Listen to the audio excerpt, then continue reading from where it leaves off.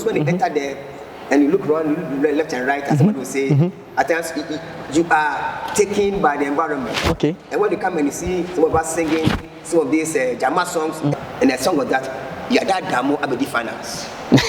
Yada Damo Abedi Finance, you see, there's not much money. You know, what you gain as a lawyer financially, you don't gain that as a minister. Began having an interest in spiritual matters around 83, 84. Okay. And I read about Charles Finney. Okay. He was an evangelist and a lawyer. So I love the story so much about how the Holy Ghost baptized him whilst he was in the chambers. So wow, it would be a nice experience to be a lawyer and also a pastor. Now we are in an era where people don't want to talk about sin, against sin. Because there are certain taboo topics, you talk about them, you lose your membership. So in most instances, we are in the habit of motivating members. Even members who are notorious sinners are being motivated to continue to sin. Welcome once again to another interesting edition of Personality Profile Show on Ghana Districts TV. Like I do always tell you, this is the only program that takes a perspective look into the lives of some Ghanaian personalities who have made the mark right here in Ghana and elsewhere. My name is Emmanuel Frempong, and my guest for today is an astute lawyer who is also a former General Secretary of the Apostolic Church of Ghana and is currently the area apostle for Mamprobi area. Ladies and gentlemen, my guest for today is Apostle Dr. Abraham OFORI KURAGU. Good to see you, sir. Thank you very much. Okay, so Apostle Dr. Abraham OFORI KURAGU. Who is Apostle Dr. OFORI KURAGU? Thank you very much for having me on this great show. Well, I'm Apostle Abraham OFORI KURAGU, born 60 years ago in Kumasi, schooled mostly in Kumasi. In fact, for the first 29 years of my life, I schooled in Kumasi from, kindergarten through to primary school, secondary school, to university. I was in Kumasi. So basically, I began life in Kumasi. Let's go back to your days in Kumasi. Okay. As a child, growing up as a child, what were some of the challenges you encountered? Well, the challenges are quite numerous. You know, I grew up in a setting where we're in a very cosmopolitan part of Kumasi, but I grew up in what we used to call these compound houses. Okay. Ours was like a huge ship because we used to call it a Mom Castle. Okay. You know Kumasi very well. Highly tenanted. Okay. With several tenants, about a three-story building with several tenants, and you just could imagine growing up in such an environment. It became like survival of the fittest. Okay. So you needed to be just quite up there to be able to survive in such an environment. It was quite interesting. It was quite challenging. It was also a learning experience because people from all walks of life were in that huge house, and you knew how to maneuver your way through to make yourself also to be counted and also to be able to see your way through. So let's talk about some of the experiences as a child and growing up in that kind of huge environment as you are talking about. You know, Kumasi, as you might know, is defined by about 2 or 3 main dynamics. The politics, and the football, and the religion. So, growing up in such an environment, I was exposed to all these facets of life. But let me also add that it was quite a challenge because you had several people who were there, and some of us had parents who wanted to keep us in check. Okay. So the greatest challenge was how to live in such an environment without being contaminated. And that's the role that my father played very well. He will ensure that living where we were will not be caught in the crossfire of deviant lifestyle. Okay. So once a while, when he hears that you are doing ABCD, you are in for it. So in our house, for example, when people saw my father coming or our father coming, they would let us, Papa, to wait, your father is coming, I have to run into the room. Okay. My father gave that strong warning that you don't want to see us malingering around doing nothing. He always wanted us to be studying and studying. So when you have the tip of that paper bow, you have to run. So he had a very nice way of keeping us in check, so that we were not overtaken, overwhelmed by the deviance that was around us.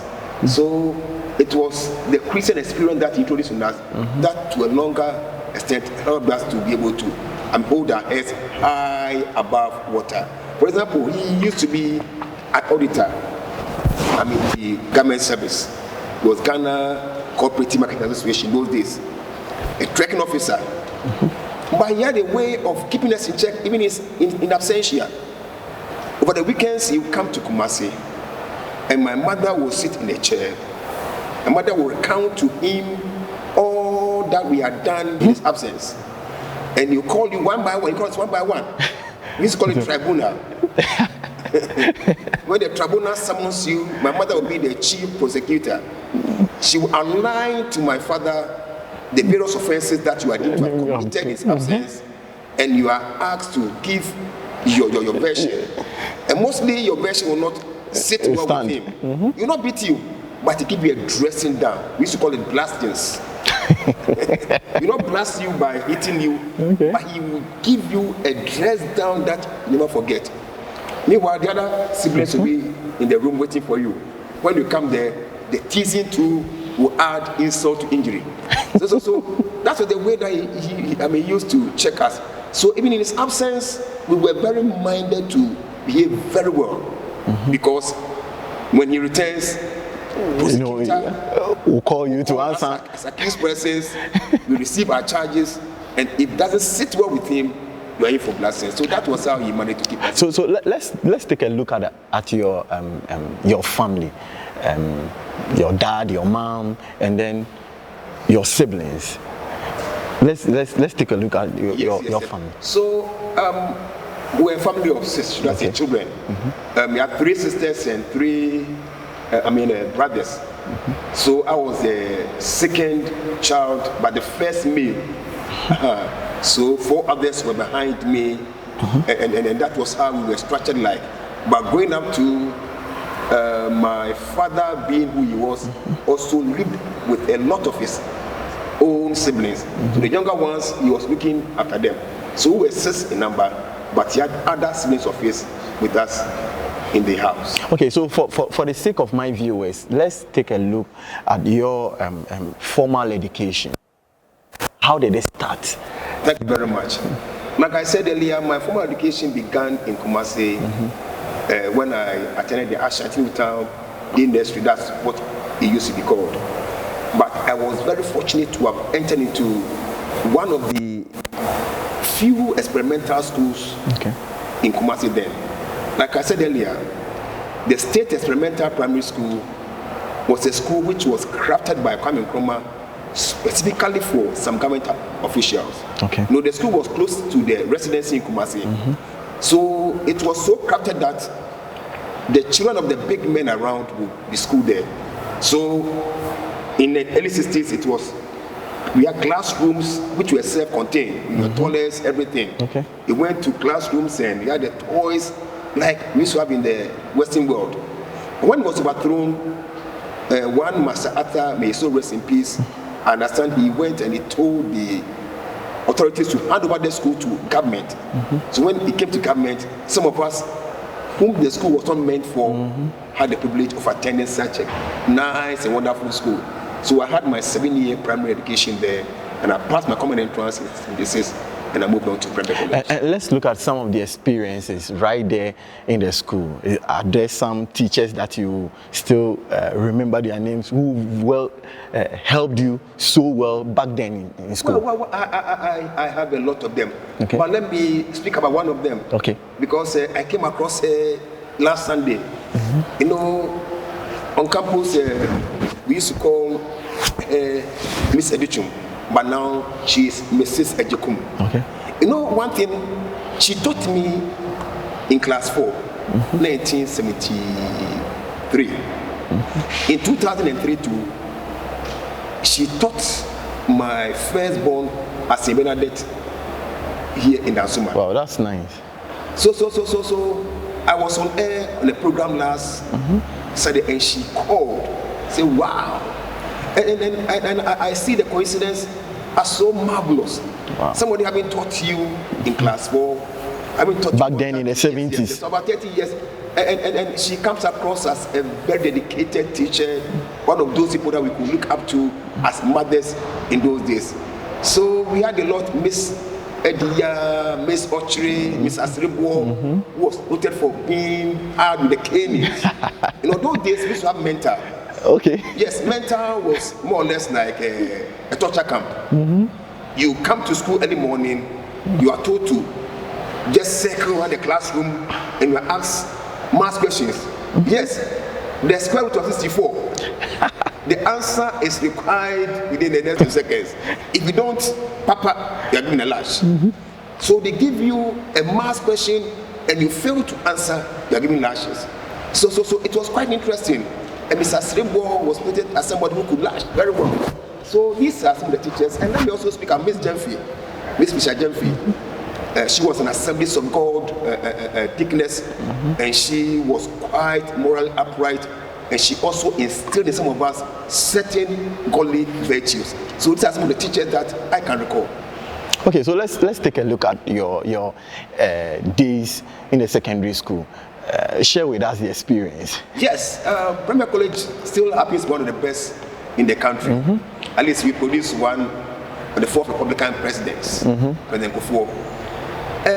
It was an experience that I loved so much. I went there in September 76, and the school was set up as a joint venture between the traditional Ashanti Kingdom, the Presby, and the Methodists, and also the government. Okay. So our training was, as it were, facilitated by these 3 main blocks in this nation: the tradition, the religion, and also the government. So the structure was so nice that you finished Premier College those days and you were sure that you had everything that you needed for life. So I entered there those days. You go in and if you don't know how to even wash on Mondays, we had laundry services. We were charged for it. So you pay as part of your fees. On Mondays they come and they collect everything I want to be sent to laundry. You were given the opportunity. For those who were in Accra and other places too, we had access to what we call pocket money. Pocket money. It was part of the school fees. Yes, so every month we charge you so that the school will give you pocket money. We didn't want situations where at a point in time a student will be short of money and they go wayward. So let's say mid-term they will say that pocket Abba. Give it, let's say 50 pesos or so. Use it to check your rounds. At the end of the term too, another tranche is released to you. So it was so structured that even if you want to go home and you can't reach your parents, the pocket that you were charged will be given to you over 3 tranches and you'll be able to see life through. Well, that is different from the current system of education that we are having. Yes. Well, that was peculiar to our school. Like I said, the traditional, the government and the religion has so much come together to produce that form of training. And every morning assembly, in fact, I learned about 3/4 of the hymns in the Methodist hymn book, and that even made an impact on my spiritual life because go for every morning devotion or assembly.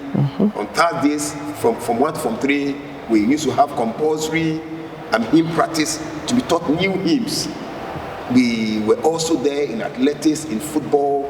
So we had a very balanced training regime on campus. So quite apart from the footballing activities, the hymnals and the things we are talking about now, what are some of the interesting moments you recall back then in school? Well, some of the interesting moments, of course, had to do with sports. In fact, the most memorable period I remember was when we won the inter-schools and college event, I think in 1978. We won it 1 point against Ahmadiyya. Tia Ahmadiyya. Tia Hamas. They used to worry us. But I know the last race 100 by 4x100 won that race. So we did by just a point. Wow. So I remember those days we were second at the zonals. When it came to the Superzo, we were first. So it was like things had gone out. And the song was that, Yada Damo Abedi Finance. Yada Damo Abedi Finance, it was like, when it began at the zonals, we were second. So we thought we were nobodies. But when it came to the Superzo, where it most mattered, the Dadamo, we came silently behind you, and we were first. And it was like the whole of heaven had come down. I remember around that time too, we won the regional inter-hockey competition against one of our, should I say, sworn enemies in coach. That's OFORI school. UWAS. You know, there's that traditional thing between UWAS and then College. And that one too, we played first and it was a draw. So we played at West School, it was a draw game. And we had to reschedule. Second one was a draw game. So the last one was played at KNUST hockey pitch, and we won. So just imagine the distance from KNUST to Private College. We had to sink our way down. All the way down to school. So it was quite an interesting environment, and everything on campus. I mean, it was quite interesting. So let's also shift our attention from your days in secondary school to, obviously, I know you passed your exams and then you proceeded your education right to the tertiary level. So let's look at your days in the university. I went to Unity Hall. Okay. Continental Unity Hall in 1984. I started reading a diploma in asset management. And later I moved on to read a degree in land economy. So between 84 and 89, I was in Unity Hall. It was such a great experience. I mean, Unity Hall, you go in there, the ponding was there. But let me ask, was it your wish to be in Unity Hall? Yes, I chose Unity Hall. Okay. Yes, I chose Unity Hall. Because of stories I heard about Unity Hall, I wanted to be in Unity Hall. Share with us the stories you heard about Unity Hall. Yes, I mean, and why you decided to opt for Unity Hall and not any other hall? Well.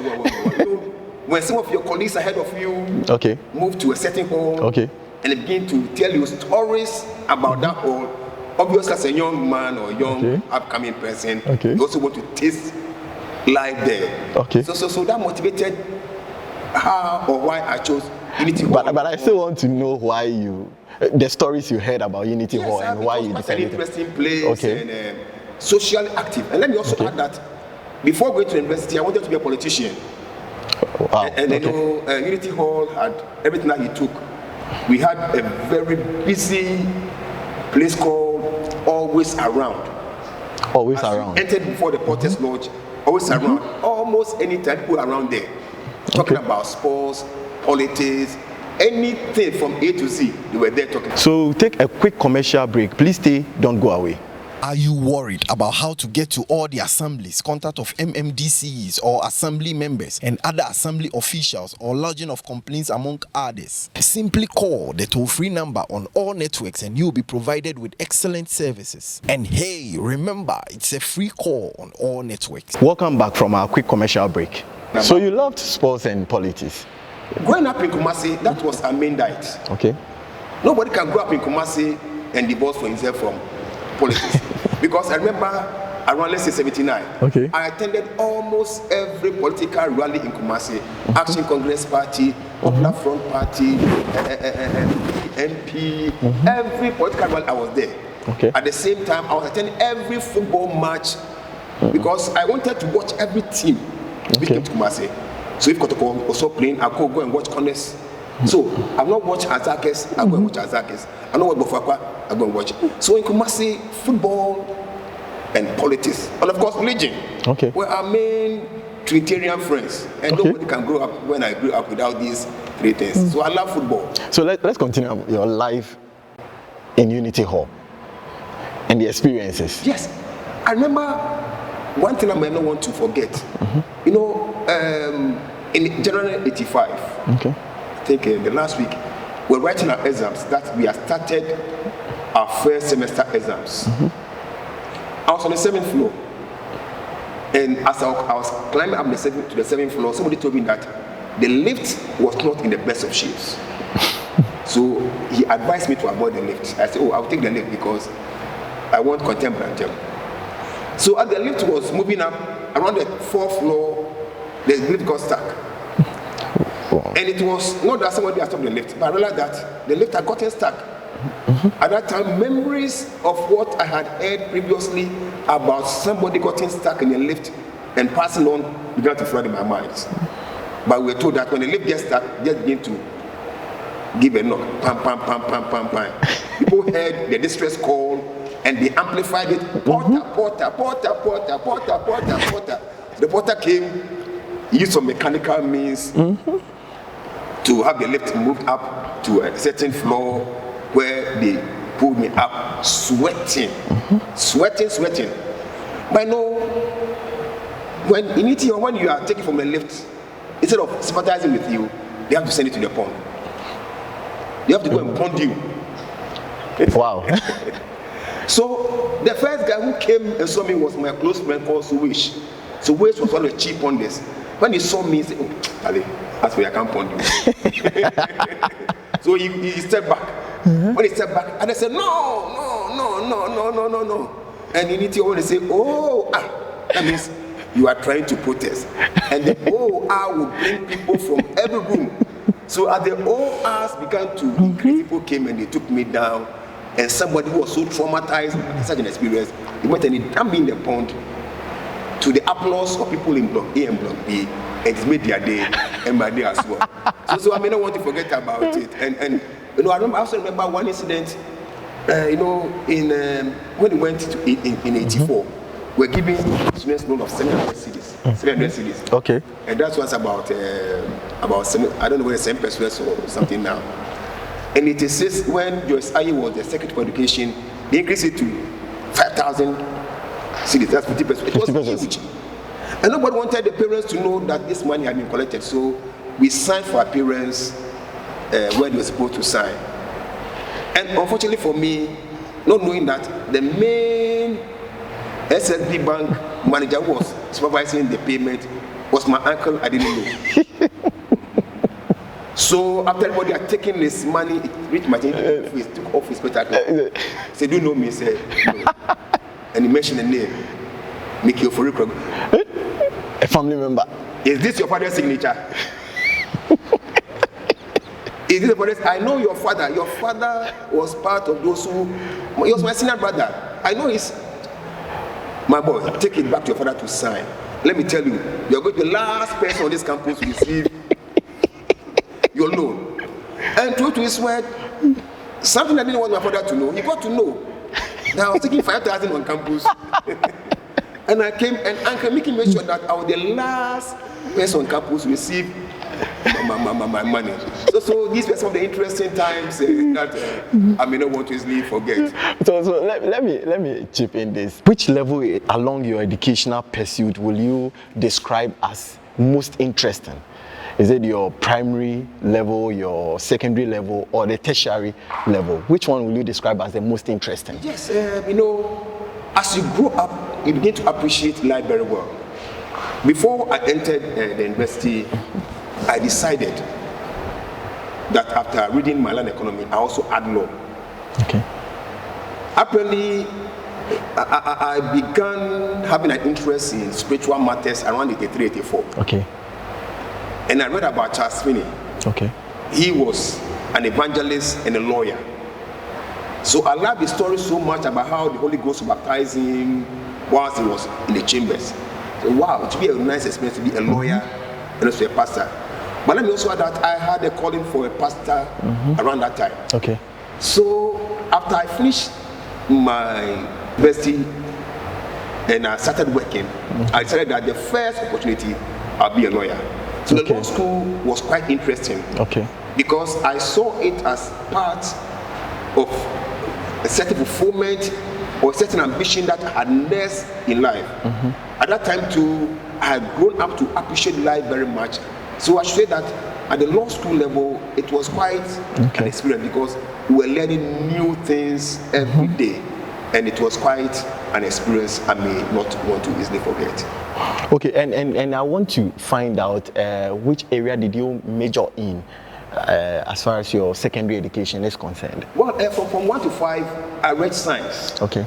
So physics, chemistry, biology, and those things. Okay. Going to sixth form, I could have done science or arts. But because of my love for, let's say, to enter into politics or law, I decided to do a hybrid course which I then introduced. So I read economics, geography, and mathematics. It was a killer combination. Okay. But we were, I think, the pioneers or so. So with my colleague, the late Mr. Chumesi, may so rest in peace, were the only two guys who read that course, economics, geography, and mathematics. So it was a hybrid. So because I wanted to really learn economy, I was advised that it would be a very good combination for me. And is there any special reason why you chose that combination?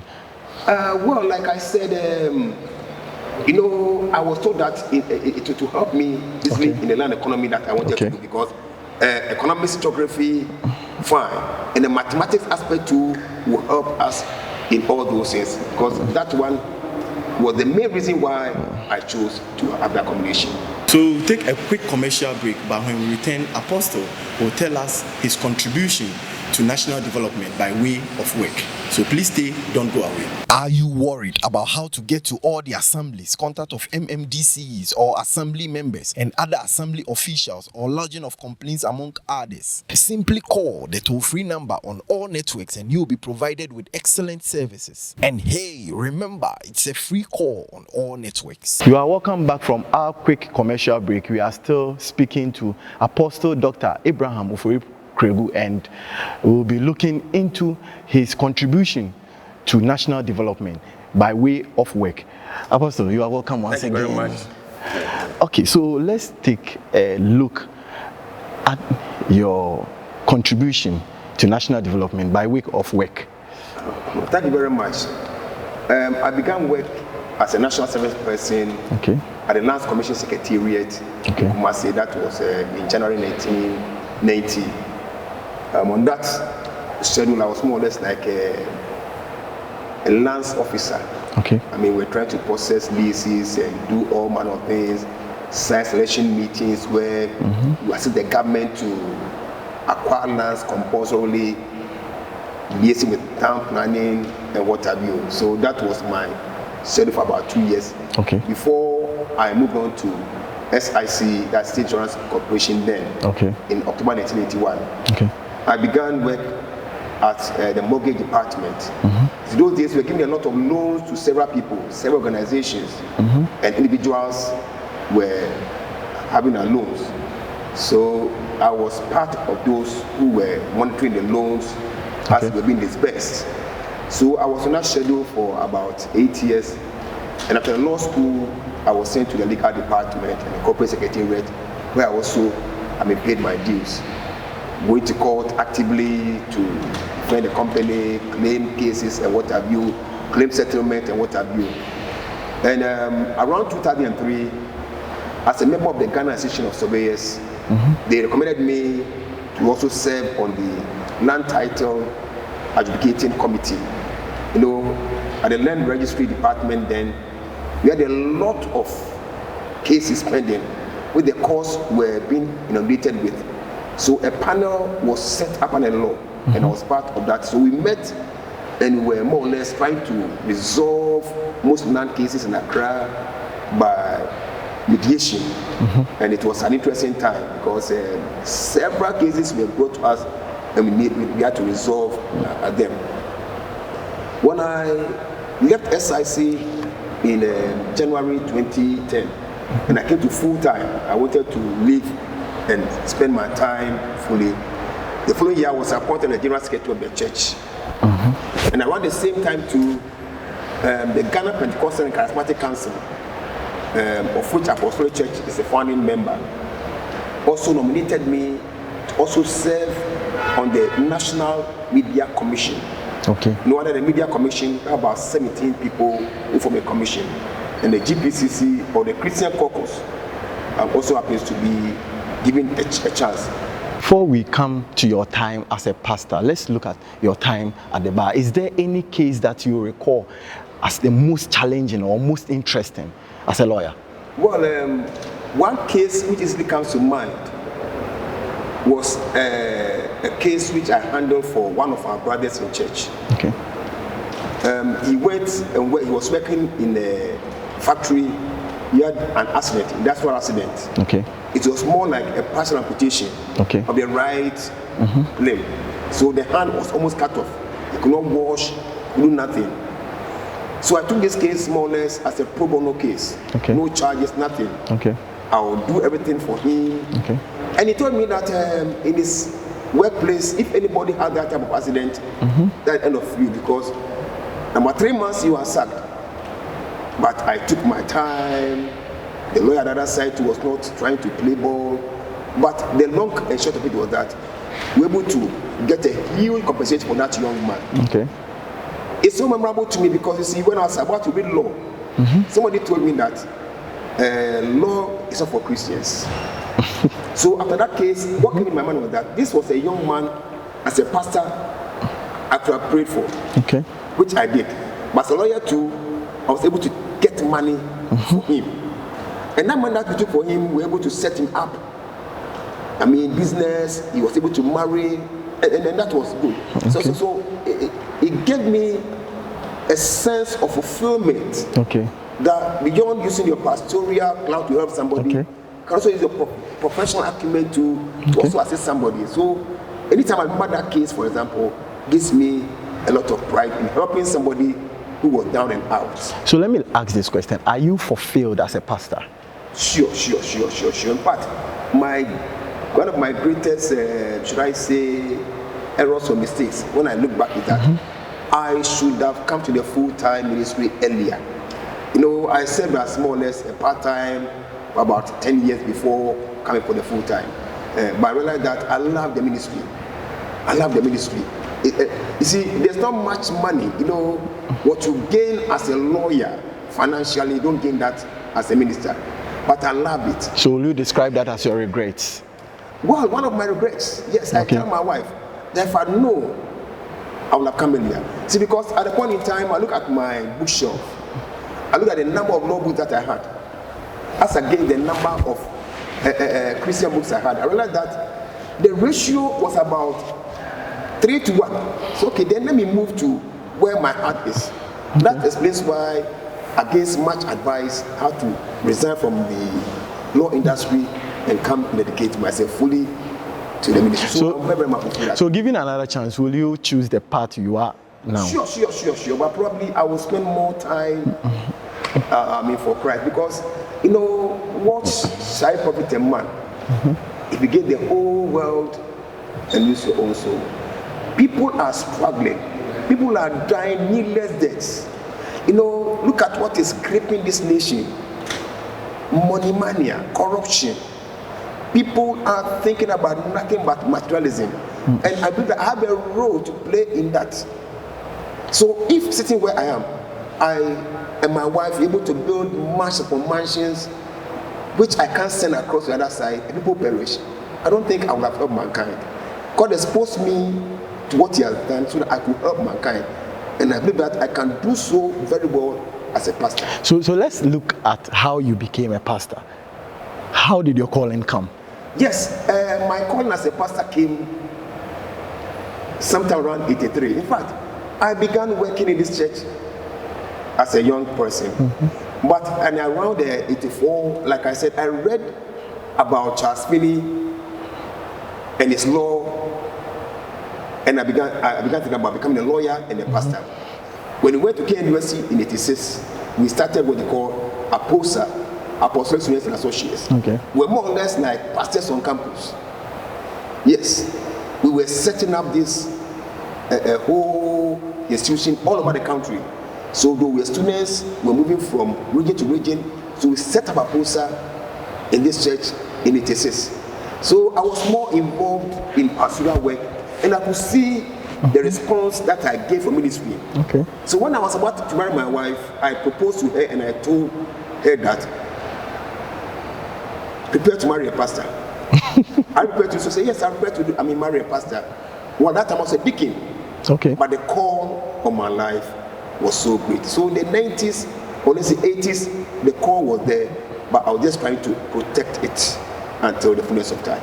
So take a quick commercial break. So please stay, don't go away. Are you worried about how to get to all the assemblies, contact of MMDCs or assembly members and other assembly officials or lodging of complaints among others? Simply call the toll-free number on all networks and you'll be provided with excellent services. And hey, remember, it's a free call on all networks. Welcome back from our quick commercial break. Pastors are leaders. Let me ask, was there any leadership role that you took up before becoming a pastor? Well, in an apostolic setting, you start, let's say, I was ordained as a deacon in 86, ordained as an elder in 85. But between that time, I was the national secretary of APOSA for some time, and also became the national secretary for the National Witness Movement. You know, in Nigeria, we have a movement called Witness, so I was the national secretary. And I also served on several boards and committees in the church. So these were more or less like preparatory grounds for me in the church. I was on the building committee, the legal board, I was, several committees. So these were more or less preparatory grounds. And also served as presiding elder. So presiding elder more or less is like somebody who is closer to a pastor.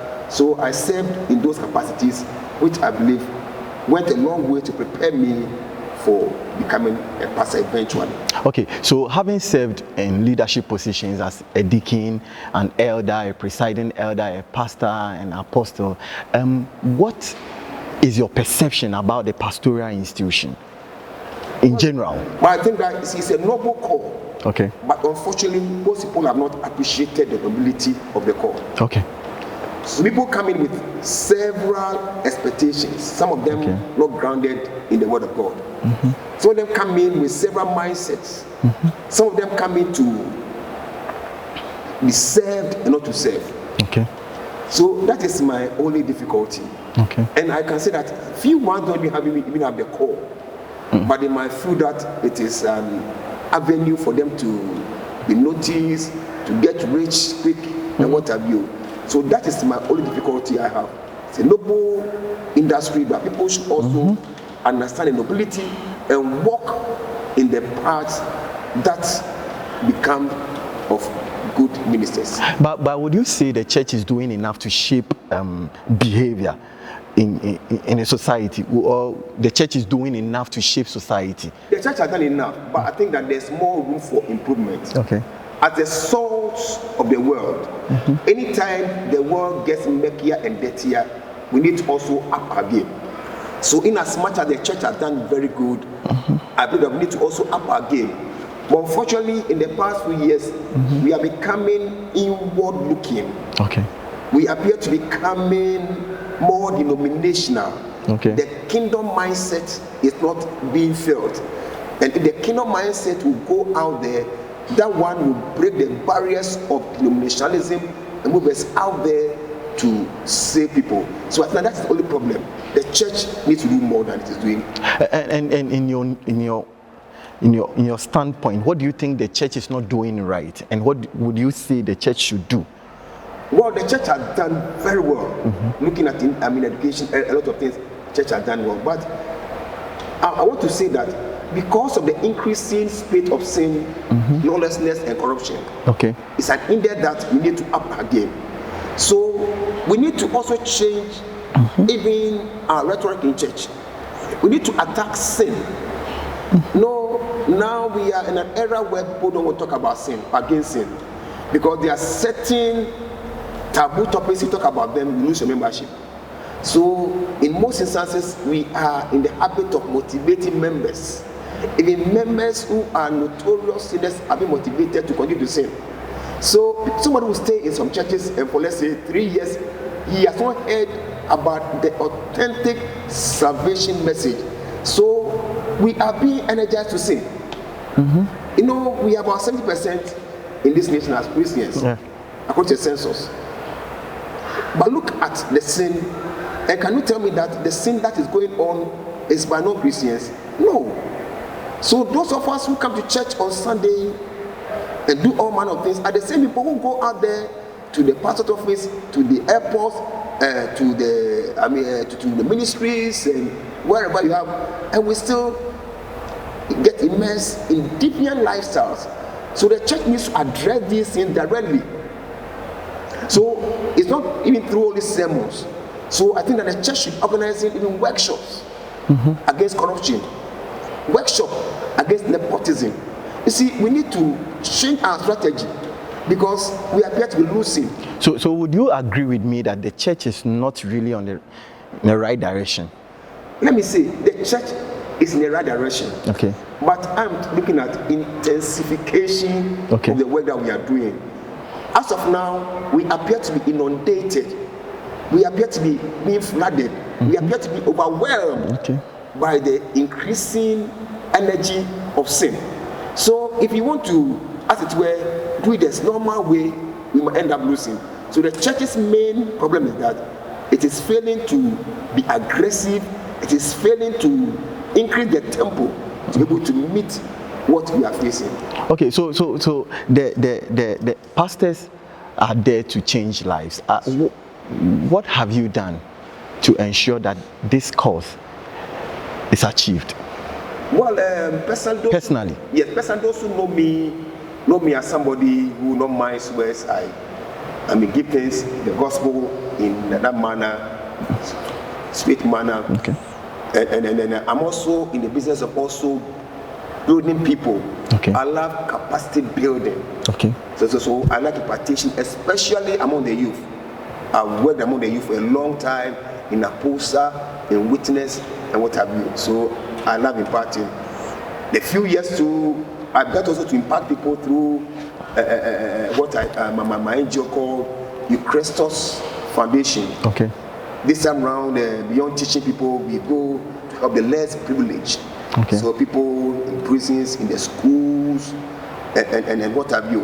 And last year, for example, we put up an overhead tank, a borehole, the tanker for a school and a community around Kamanakwa in Obuasi area.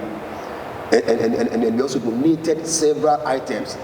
And when I look back at those things, I realized that beyond meeting them at the spiritual level it also invest in making them comfortable, because you go to a school, you preach to them, and you are told that it's the stream where the children go and fetch water.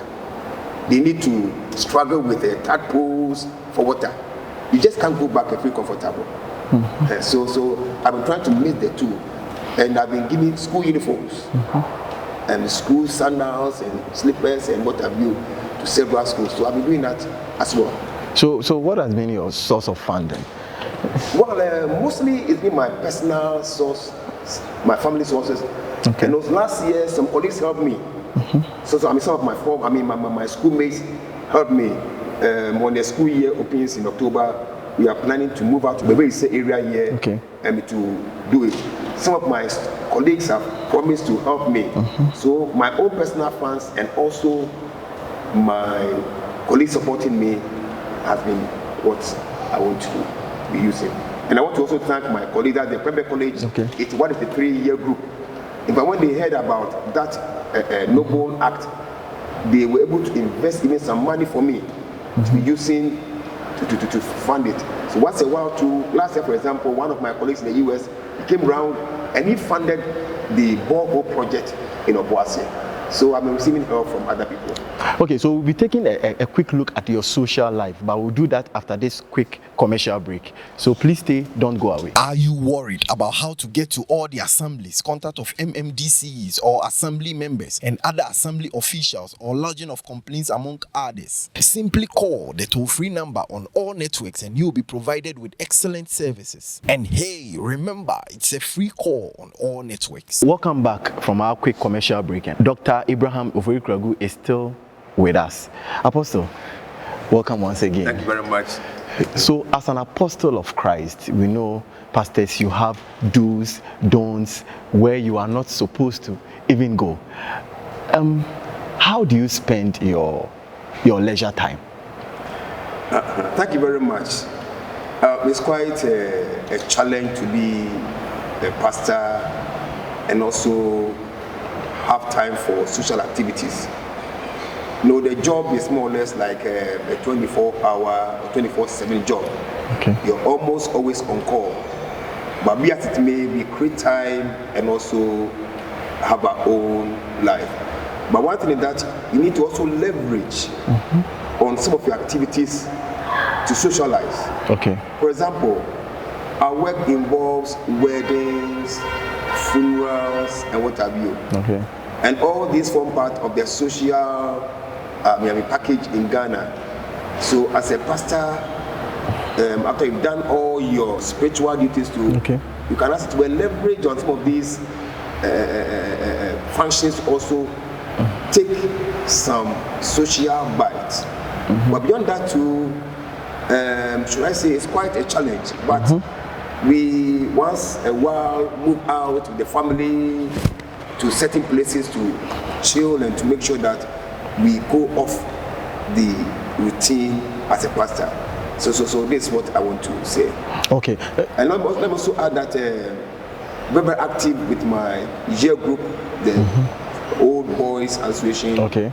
And that one too gives us a certain channel into social life. Once a while we organize programs, once a while we organize receptions, and then that one brings us together, and we go there, look back in time, and we rejoice. In fact, in November, we're having a huge homecoming where people from all over the world are coming to, for us to socialize. I remember in 2018, we were in Germany, Bielefeld, and it was quite interesting. So I leverage very much also on my year group, and I don't joke with it at all. No, one day I was in Obuasi as a minister. I traveled to Accra because the Army Chief of Staff, Major General, it's my classmate, Okon Pepra, Major General. So he had a program for us in a Bema camp. And as I was going back, I took my daughter with me to the program. She asked me a question, Daddy, so you travel all the way from Obuasi because of this program? She was surprised because at the program, after she had enjoyed herself, I was sending her home or driving back to Obuasi. So you drove all because of this program, and I told her that as you grow, you know the value and the worth of some of these social networking. But you are now young, so you think that you are your own. So I take advantage of that offered by my year group to also socialize a lot. So considering your background as a pastor, how do you partake in some of these activities? You see, as for year groups, when they enter there and you look around, you look left and right, as someone will say, at times you are taken by the environment. Okay. And when you come and you see some of us singing some of these Jama songs, hey, this high up in the medical field, a top notch in the financial, but when you meet, you become like students. Just that you know your limits. You don't go to the profane areas. But some of those things which enlighten the environment, you are sure to be there. So do you dance to some of the music that are played at this function? Music and the type of dance too. Okay, share with us some of the music you dance to. Well, I can't recollect off air. Okay, so let's take a look at your nuclear family. I know, of course, you are married. So let's take a look at your family. Thank you very much. So I have two ladies. The first was 30 years. The next was 28 years. And two young men too in that order. So the nuclear family of four. Four? Yes, married 30 years ago. Wow. So I have these four beautiful ones. The first one is an auditor. Second one also lectures. The third one is an accountant. The last one just completed K University. He is finished. He's almost concluding his national service. He's an IT person. So this is the nuclear family I have. And are you grooming one of them to take up your role when you are? I don't believe that you need to groom somebody. Okay. Some pastors are doing that. But I'm looking. I know some of them have got the calls. Okay. So I'll not groom them, but I will sharpen the call that I see in them. Okay. I don't want to force anything on them. That one will not be the best. So. And do you see that in any of them? Yes, sure. So far, the two of them are pastoral materials. They love God and His word. That's the men. They love God and His word. So they can be ministers in the future. That one is for sure. In the apostolic church? Or yes, in the apostolic. But that is where I am. So that's where. But as children grow, at times by accident of history or something else, they migrate somewhere. I know some people. Would you be happy to see your child migrate to? Well, I might not be very happy, but another I church. don't have much control over these things. So I'm aware that where I am, they all be. Okay. But in the event that probably they grow somewhere, they are in a certain country, and because they have the love for God and they are serving God in their environment, I may not have to, be sent. Though I don't wish that to happen. Okay. But as they grow, don't see them as children. Okay. You enter into dialogue with them, moral suasion. Okay. But if they decide not to take what you are saying, there's not much you can do. Apostle, your final words. My final words are that Ghana is for all of us. We need to get our loins and build this country to make it great and strong. The tendency to see people break down this country by getting rich quick is so disheartening. Now, amenities that probably could have been put up with as scarce resources are being channeled to private accounts, and that sickens all of us. So now the future of this country is getting gloomier by the day. Not because the up and coming ones are not hardworking, but because some few people somewhere might not have the interest of this nation at heart. So I want to urge all of us to tone down on the craze for money, for fame, for things that are so material, and let's leave a legacy of respect for adults. Now you go to the media airwaves, it is so sickening. People insult left, right, and center. Let the traditional values that we so much cherish as a nation be brought up. And I want to suggest that probably in our schools, I begin to teach about some of these values, about the civics that we're learning back in school, that taught us to be patriotic, how we need to respect and do all manner of things. That's what I want to send across. And those who call themselves Christians and religious persons too, I want to pray that we all do our best to live up to the tenets of our calling and also ensure that whatever we do reflect the Christ who is in us with the hope of all glory. So these are some of the words I want to leave with my audience who are listening to me and watching me live on this great channel. Apostle, it's been a pleasure talking to you. Thank you very much. Thank you very much for your time. Thank you. It has been a wonderful time with Apostle Dr. Abraham OFORI KURAGU. But join me once again on this same channel. My name is Emmanuel Frimpong. Thanks for watching.